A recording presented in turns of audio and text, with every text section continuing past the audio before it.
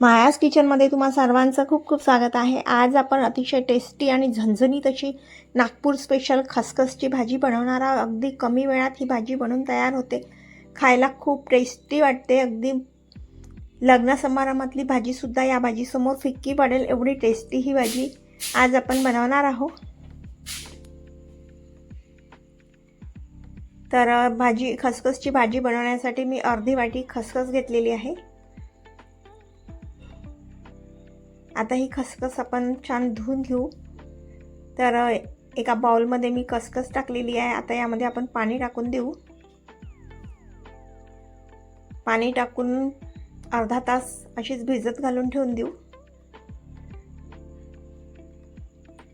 तर इथे अर्धा तास झालेला आहे।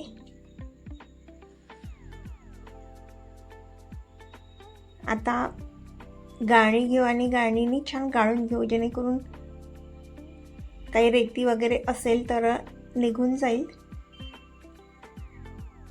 तर बघू शकता अशा प्रकारे मी छान ही खसखस गाळून घेत आहे।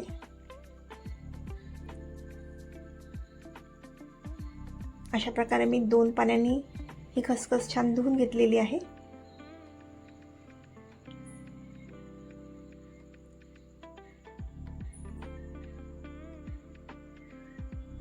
बघू शकता अशा प्रकारे छान हलवून गाळून घ्यायची आहे खसखस। पण या खसखसमध्ये काही रेती वगैरे नाही, अगदी व्यवस्थित साफच आहे ही। याच्यात काही खडे किंवा रेती नाही आहे। तर इथे 4 मोठ्या साईजचे कांदे बारीक करून घेतलेले आहेत। खसखसच्या भाजीला कांदे थोडे जास्तच लागतात। तर गॅसवर मी कढई ठेवलेली आहे आणि यामध्ये आपण तेल घालू। तर मी ते 4 पळी तेल घातलेलं आहे। खसखसच्या भाजीला तेल भरपूर लागते, तर इथे मी 4 पळी तेल टाकलेलं आहे। जेवढं आपण जास्त तेल टाकू तेवढीच भाजी खूप छान, भाजीवर छान तरी येते आणि छान वाटते। तर तेल तुम्ही कमी जास्त करू शकता, पण मी इथे 4 पळी तेल टाकलेलं आहे। तेल छान गरम झालं।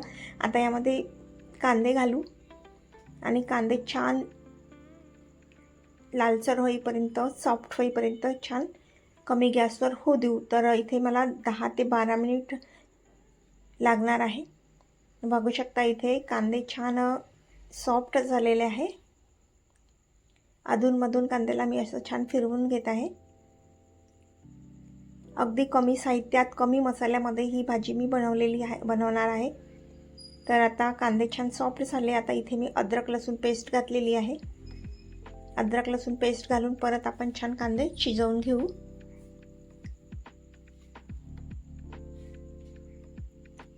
कांदे आपले होते तोपर्यंत आपण खसखस मिक्सरमधून बारीक करून घेऊ। तर इथे मी पॉटमध्ये थोडं पाणी घातलेलं आहे आणि छान याचं पेस्ट म्हणजे वाटून घेऊ। तर बघू शकता अशा प्रकारे खसखस मी बारीक करून घेतलेली आहे। खूप जास्तही बारीक करायची नाही आणि खूप जाडही ठेवायची नाही। तर अशा प्रकारे मी ही खसखस बारीक करून घेतलेली आहे। आता या पॉटमध्ये थोडं पाणी घालून परत ते पाणी टाकून दिलेलं आहे। हे पाणीसुद्धा आपलं नंतर कामातच येणार आहे। तर खसखस वाटून झालेली आहे। आपले कांदेसुद्धा छान लालसर झालेले आहेत। आता या कांद्यामध्ये आपण हळद घालू आणि मसाले घालू। तर इथे मी धनेपूड आणि जिरेपूड घातलेला आहे। चवीनुसार तिखट घालू। तर इथे मी तिखट थोडं जास्तच घातलेलं आहे। तुम्हाला कमी वाटत असेल तिखट तर तुम्ही कमी घाला, पण ही सावजी स्पेशल खसखसची भाजी आपण बनवणार आहोत, त्यामुळे इथे थोडं तिखट आणि तेल जास्तच इथे मी टाकलेलं आहे। आता चवीनुसार मीठ घालू। मस्त झणझणीत अशी ही आपली खसखसची भाजी अगदी कमी वेळात तयार होते।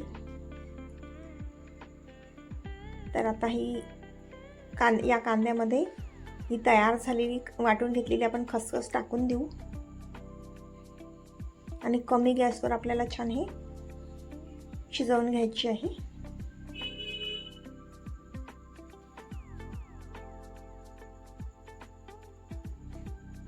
आता हे पॉटमधलं पाणी इथे मी थोडं टाकून देत आहे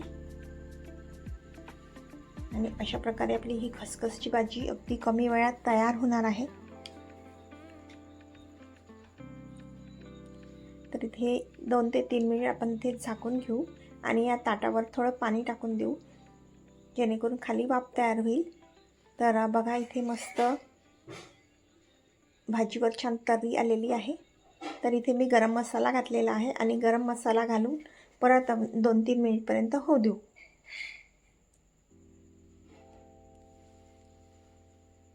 तर 3 मिनिटांनी परत या ताटावर जे पाणी होतं ना, ते पाणी इथे टाकून दिलेलं आहे. वरून छान हिरवागार सांबार घातलेला आहे. इथे आपली भाजी तयार झालेली आहे. तुम्हाला ही रेसिपी कशी वाटली कमेंट करून नक्की कळवा. चॅनलवर नवीन असाल तर सबस्क्राईब करायला विसरू नका. परत आपण झाकून घेऊ आणि 5 मिनिटपर्यंत परत मी होऊ दिलेला आहे पाणी टाकल्यावर. तर बघू शकता किती मस्त तरी आलेली आहे. रंग बघा किती छान लाल लाल लाल असं दिसत आहे. अगदी पाहूनच तोंडाला पाणी सुटेल की मस्त ही भाजी तयार झालेली आहे. तुम्हीसुद्धा नक्की अशी खसखसची भाजी करून बघा. एक पोळी खाणारा व्यक्तीसुद्धा 2 पोळ्या खाईल एवढी टेस्टी अशी भाजी तयार झालेली आहे. आता ही भाजी आपण मस्त एका बाउलमध्ये काढून घेऊ आणि सर्व करू.